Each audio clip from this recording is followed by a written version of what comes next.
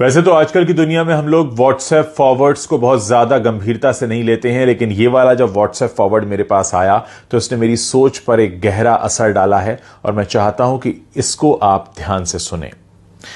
ये WhatsApp message है भगवान का घर के बारे में।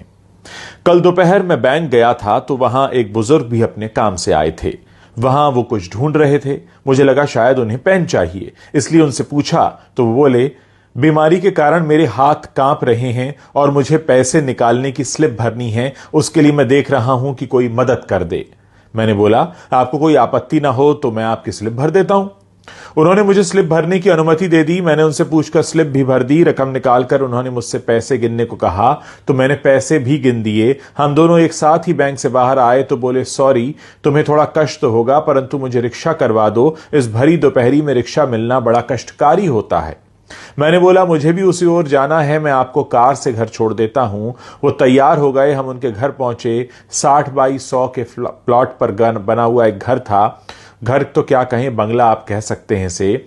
घर में उनकी वृद्ध पत्नी थी। वो थोड़ा सा डर गई कि इनको कहीं कुछ हो तो नहीं गया जिससे उन्हें कोई छोड़ने एक अपरिचित व्यक्ति घर आया है। फिर उन्होंने पत्नी के चेहरे पर आए भावों को पढ़कर कहा कि चिंता की कोई बात नहीं है, ये मुझे छोड़ने आए हैं। फिर बातचीत में वो बोले, क्या बोले अब ध्यान से सुनिएगा।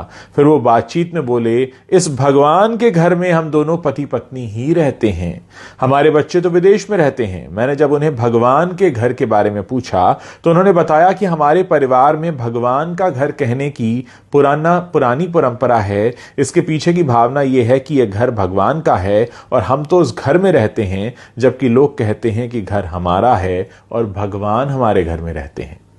मैंने विचार किया कि दोनों कथनों में कितना अंतर है। उसके बाद वो बोले, भगवान का घर बोला तो अपने से कोई नकारात्मक कार्य नहीं होते और हमेशा सद्विचारों से हम ओतप्रोत रहते हैं।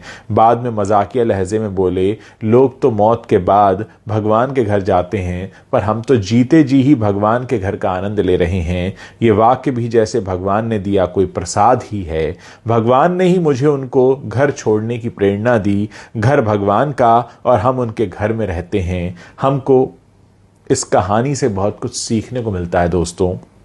अगर हम इस पर अमल करना शुरू करेंगे तो हमारी आने वाली पीढ़ियों के विचार भी वैसे ही हो जाएंगे। अच्छे कार्य का प्रारंभ जब भी करो वो एक नई सुबह होती है। ज़रा सोचिए, अगर आप अपने घर को अभी से भगवान का घर कहने लगेंगे तो उसके अंदर से जितनी नेगेटिविटी है, जितनी नकारात्मकता है, वो खुद ही बाहर हो जाएगी और फिर हमें कुछ अपने अंदर ये सोचने की ज़रूरत नहीं है कि हम किस तरह से बिहेव करें अपने घर में। जब आपको पता होगा कि आप भगवान के घर में रह रहे हैं, भगवान का घर यानी मंदिर, और मंदिर में कैसे जाते हैं, सर झुका होता है, मन में कोई क्लेश नहीं होता, मन में कोई गलत भावना नहीं होती। और ऐसे ही अगर आप अपने घर में रहना शुरू कर दें तो यकीन मानिए कि पूरा जो संसार है वो स्वर्ग बन सकता है। इस मैसेज को आप फॉरवर्ड भी कर सकते हैं, बहुत से लोगों तक पहुंचा सकते हैं, ताकि बहुत से लोग आज से, अभी से, इसी वक्त से अपने घर को भगवान का घर मानने लगें और भगवान के घर में जितनी श्रद्धा से जाया जाता है, जितनी श्रद्धा से रहा जाता है, वैसे ही रहने लगें।